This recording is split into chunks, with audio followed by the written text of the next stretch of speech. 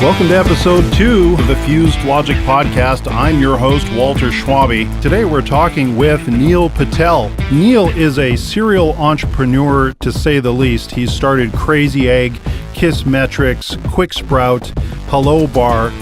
Neil has helped companies like Amazon, NBC, GM, HP, Viacom. They've all grown their revenue as a result of knowing and working with Neil Patel.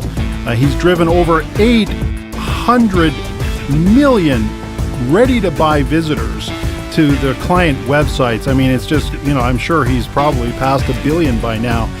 He's also worked with Facebook, Microsoft, eBay, Yahoo, helped I Has Cheeseburger reach over 500 million page views in a single month. I'm really excited to speak with Neil. His breadth of experience in terms of generating web traffic, sales conversions, optimizing on the internet in terms of Google and Bing and other search engines is just far surpassing of your average internet marketer out there, including yours truly. Super excited to have Neil on the show today. Neil, welcome to the Fused Logic Podcast. Hey, thanks for having me. So I want to get right into, man, there's so much to talk about with you, Neil, that, such a breadth of work. But one of the things occurs to me, and you're not the only one confronted with this issue, but as a serial entrepreneur, you own many businesses currently, the Crazy Egg and Hello Bar and Kissmetrics, just to name a few. How do you manage to really keep it all straight and organized and keep running successful businesses all at once? Really good people. That is the key, right? So when you're starting off, of course, you can't hire a ton of people. You may not even be able to hire anyone just due to the cost. But once you're up and running and you've been doing it for a while, the key is to hire people who are smarter than you. And I know what most people think, why would people who are smarter than you work for me? Why don't they just become entrepreneurs? Well, a lot of people don't want to be entrepreneurs. Not everyone's meant to be one, right? They don't like the risk. They want stability. There's many reasons. What I mean by hiring people smarter than you, I'm talking about in different sectors. So if you need an engineer, you want to make sure an engineer is better at coding than you are. If you need someone who's good at operations, you want to make sure they're good at operations better than you are. And these people, when they specialize, they typically can bring more efficiency, help you grow your business faster, provide more results. So the key is just making sure that you're working with people who are smarter than you. Well, that's a fantastic answer. And so let me expand on that and ask you this.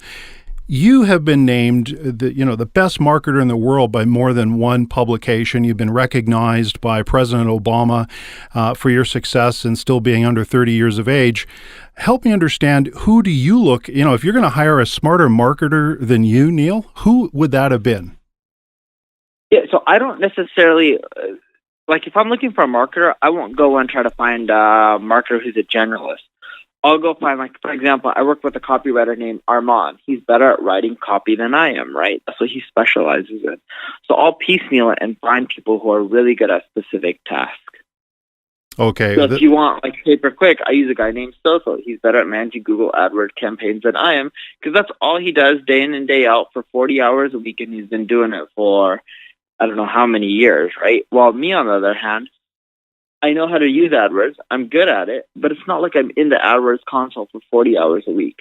Right. And so what are some of the tricks that you use that you'd like to share with people in terms of building a great team so that you can scale fast? Because one of the things that you're really well known for is scaling businesses, growing traffic, increasing conversions. Obviously, we can get into some of those technical specifics a little bit later, but how do you scale a team and get them to, come together in a culture that helps you grow? Yeah, so for me, it's a few things. One, you have to find people, and ideally people you get along with. If you don't get along with them, it's not going to work out. Two, you can find these people at conferences, networking events, referrals from friends, online, like places like Upwork, Craigslist, job boards, LinkedIn, etc. Then the next thing is you want to make sure they're a cultural fit. Do they believe in the same values, ethics that you do? Do they have the same vision, etc. Then you want to make sure that these people are they're willing to speak up, right? You don't want shy people. You want people who will say what's on their mind and tell you what's best for the business. And of course, you want to have, lastly, people who are creative, independent, right? They can get stuff done on their own without you having to micromanage them. I think those are excellent pieces of advice, and obviously, without a great team and a great culture, you don't have much of a foundation in business. That's for sure.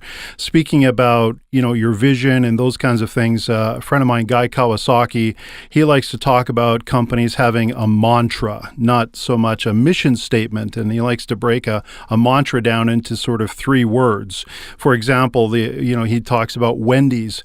Wendy's mantra should be fresh food fast. And so if we were to talk about, in particular, let's cross over into Kissmetrics now, and you were to tell everybody what the mantra would be for Kissmetrics, what would that be? What would be the 3 words that would describe Kissmetrics to everybody?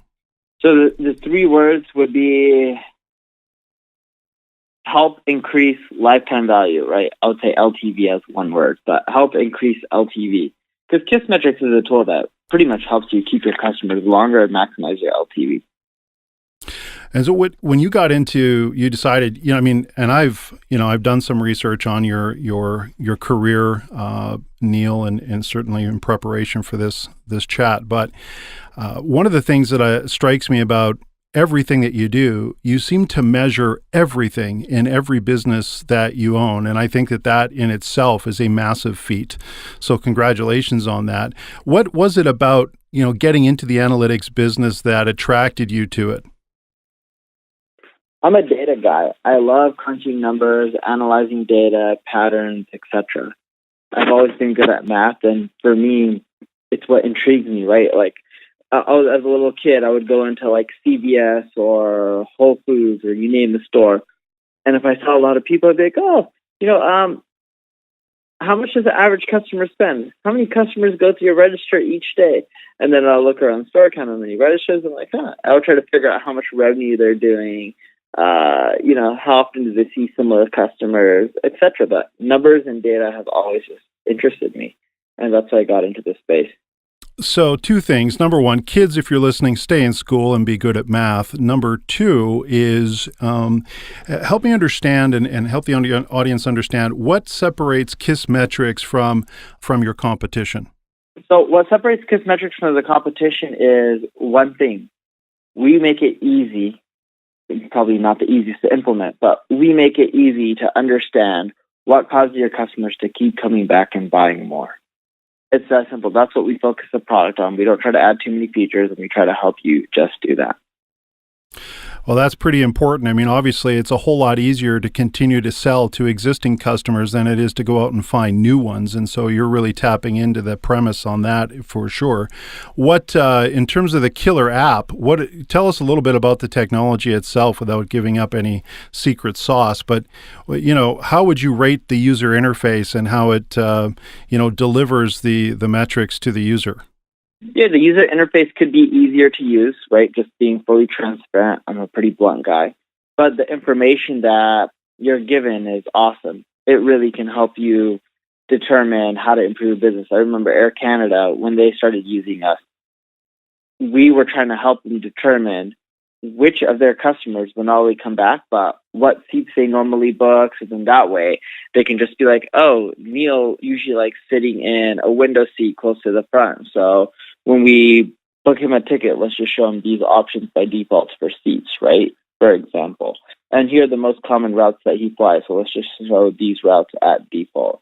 But the software gets pretty complex when it comes to customization and showing you whatever you need to really grow your business and maximize your LTV. It's pretty much customizable in almost any way you want. So that's what makes it awesome. But that's also why the user interface isn't always the easiest to use, right? Because it's just so flexible. So one of the things that I come across in our business, and we have a very small but growing analytics portion of our business where we do competitive analysis for clients. One of the things that we come up against, and I don't know if it's the same for you, but initially helping clients understand the value of data and interpreting it and not getting into analysis paralysis, right? Making it really relevant so that they can put it usable, use it in their business every day or immediately or as quickly as possible. How do you overcome any of those barriers to, helping them understand the importance of data, even though what you just said for Air Canada would have been brilliant? Yeah, so the real key is just breaking it down into actionable data sets. When you're doing all of this, you want to make sure that whatever data that you're looking at, it's not vanity metrics, it's ones that can impact your bottom line, and you're looking at it in an actionable form. And the way you do that is you need to first figure out, hey, what data can impact the business?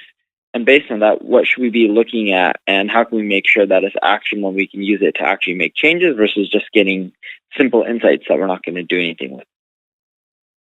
Yeah, making it relevant and actionable, I think, is incredibly important. That's an excellent point. So tell me, how do you keep your energy up and stay focused? You've called yourself, self-proclaimed workaholic. How do you keep your energy up and your focus and being able to continue to push your businesses forward every day? Yeah, so with me, I love what I'm doing. If you're passionate about what you're doing, you're less likely to give up. You're going to focus more. You're going to keep at it, and you'll do whatever it takes to succeed. So in terms of passion, I think that a lot of people will bring, passion to their job or to their business. But still, a lot of things, I think, scare them and certainly risk. Some entrepreneurs, even though that they're in business, they're still somewhat, risk adverse to some degree. And then there's others who are really just wide open in terms of accepting risk. Obviously, would you put yourself on that sort of much more open to risk side of the scale? Yeah, I would, but I love risk. So, it just depends on each person, the risk tolerance. For me, it's like when I do any sort of business venture as an entrepreneur, if there's no risk, there's no reward. And I look at it as, is a problem that I'm solving big enough? Am I passionate about it? Do I love it enough where I'm willing to roll the dice and risk everything, right? Like, if you truly believe in something and you love something, you usually don't look at it as risk. You just say, all right, let's just push forward. So when you look at the future of business and how the internet is evolving and things like artificial intelligence, which certainly isn't new, but it is becoming even more prominent today, and how that is affecting search engine optimization with Google and so on, how do you feel that is going to change the search engine optimization landscape going forward? How are you reacting to that? Yeah, I think the big thing that's going to happen is going to get personalized even more and more. So with all these changes happening in the search engine, just think of it this way. You're seeing a list of results. In the future, Google should just end up knowing, hey, you, Neil, this is what you want. So when you search, you don't get a listings page. You just get that result and only that result. I do believe that's what's going to happen in the future. And do you think by doing that, though, that possibly the technology will start infringing more on our privacy? Is that going to be an outcome? It will. But at the same time, you want to talk about privacy. Look how much data the credit card companies have on you, right? They probably have more information on you than anyone else. So it's the question of it's not necessarily privacy. If they can make your user experience better, why not let them have that data? As long as they're not sharing it, they're not using it for malicious intent. If they're creating a better experience for you, I wouldn't mind Google having more data on me, right? If they do anything malicious with it, I have a problem. But as long as they play within certain rules and guidelines, I have no problems at all. I think that's kind of different between, generations. I think that, the younger generations, millennials in particular, are probably, right in line with what you just said. I think older generations like Gen X or even baby boomers and something are just having a real tough time with that in some ways. I think you're absolutely right, though. I mean, our information is out there on some platform somewhere now. It's not like it's a secret in any way, shape, or form, to be frank. So you're right. It's already out there. And I really do hope that they become really strong stewards of our information and privacy for sure going forward. What about in terms of untapped opportunities that you see out there? You might be working on something new, some sort of hot new tech or something, but in terms of untapped opportunities out in the world, what are some of the areas that you're looking at generally? For us, we're not really looking at too many untapped opportunities. We're more so looking at what are the markets out there that are big and the users aren't happy with the product solutions, right? So it's one thing to go and create a new market demand for a product or service. More so what we like doing is just finding existing markets where there's products, services, people aren't happy with them, and how can we just come in there and create a better solution that just really makes people happy. I was having a conversation with Don Tapscott, who's the author of the Blockchain Revolution with his son, and obviously grown up digital and Wikinomics. He's very heavy into the blockchain right now. What are your opinions on the blockchain as it relates to what Don calls the Internet of Value? Do you see that becoming more of a force in the near future? Yes. When you create awesome content, you educate, you help people out, and you create just amazing information, people not only want to come to your site more often, not only are they more likely to purchase from you, but it builds more trust. It makes them want to talk about you, increases the word of mouth, right? All these things really help when you focus on just truly trying to help people with really valuable information. Delivering great information and delivering a lot of value is something that certainly on this podcast we aspire to, and it's absolutely a core value of what we're looking to achieve here. If you were to give a simple 1 or 2 or maybe even 3 tips to the average business owner out there with a website, doesn't matter the sector or the industry, but you wanted to help them kind of very quickly increase conversion rates based on a whole lot of mistakes that you see out there, what would be a tip that you'd provide those business owners? Yeah, there would be a lot of tips. One of them would be try two-step checkout instead of a one-step checkout process. We always see 2 steps typically beating a 1-step by roughly like 10%. Another thing that we tell people is make sure you educate and you help people before you sell. People just aren't, unless you're like at Amazon, you already have the big brand. Most people aren't just going to come to your site and just buy from you right away. Another thing that we tell people is focus on the headline and the messaging. No matter what product or service you're selling for, copy usually boosts conversion rates more than anything else. So focus on the messaging and make it really clear and help people understand the problem that you're solving for. Those are great points, and I'm sure that many of our listeners will absolutely and hopefully take those to heart. If people want to find out more about information on you, Neil, I know that they could probably head to neilpatel.com. Is there somewhere special you'd like to send them other than neilpatel.com? They can just go, neilpatel.com works, and if they ever want to get in touch with me, they can go to the contact page from there. Well, thank you so much for your time today, Neil. Your information was incredibly valuable, and I know that I super appreciate your time today out in sunny California. Thank you so much, and we wish you much continued success, and have yourself a great day and a great weekend ahead. Thanks for having me. What a terrific chat. I really hope that everyone listening learned a lot from Neil. I know I did. In fact, one of the things I learned very specifically was to hire specialists in each area of expertise. And we do that at Fused Logic right now. We've got great folks in each area that we use. Interestingly, though, it is tough sometimes to find those real gems out there in the workforce that really stand out, that are absolutely phenomenal. It's interesting, whenever we look to hire people at Fused Logic, we certainly put a job ad out or something like that, like most businesses would. But it's very interesting to me how folks who are looking for a job with us typically don't go outside the norm. They submit a resume. They, do sort of what everybody else does. I've only had really 1 or 2 individuals over the years, our 16-year history, really stepping outside of the comfort zone and the box to get our attention and say, hey, I'm over here. I'm awesome. You really do need to pay attention to me. And here's how I'm going to set myself apart. And if there was any advice that I would give folks out there looking for a job with a great agency, and there's certainly a lot of great marketing agencies out in the world, certainly in Alberta and Canada, but if I was, any advice, just do something that really separates you from the rest. It's exactly what we have to do in our business to promote ourselves. So Get out there, do something really unique to get the attention of the individuals that you want to hire you. Currently, also, the book that I'm reading, and every episode I'd like to touch on the book that I happen to be reading this particular time. The book I'm reading is The One Thing, written by Gary Keller.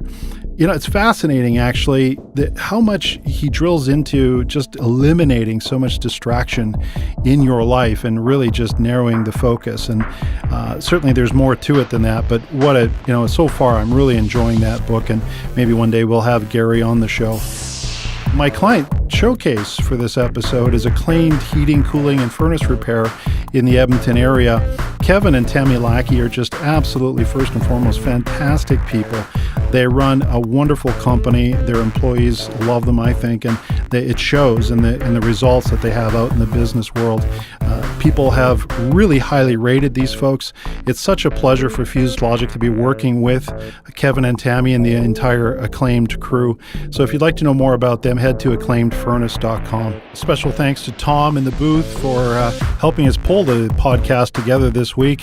Of course, you can learn more about Thomas and his crew at octavoproductions.com. And of course, as always, if you have any questions or topic suggestions, maybe a guest suggestion that you'd like to hear on the Fused Logic podcast, please reach out to us.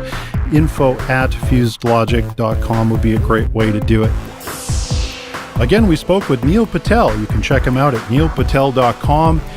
You can certainly check out his businesses, Crazy Egg, Hello Bar, and Kissmetrics.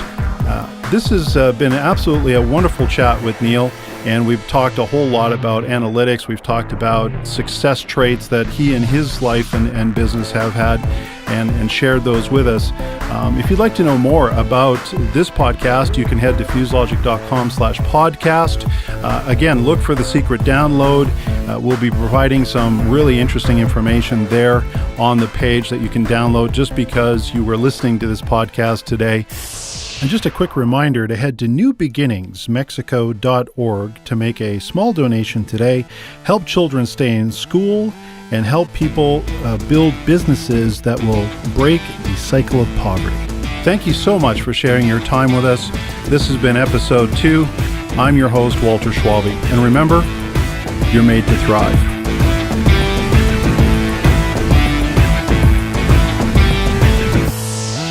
Fused Logic. Analytics and engagement evolved.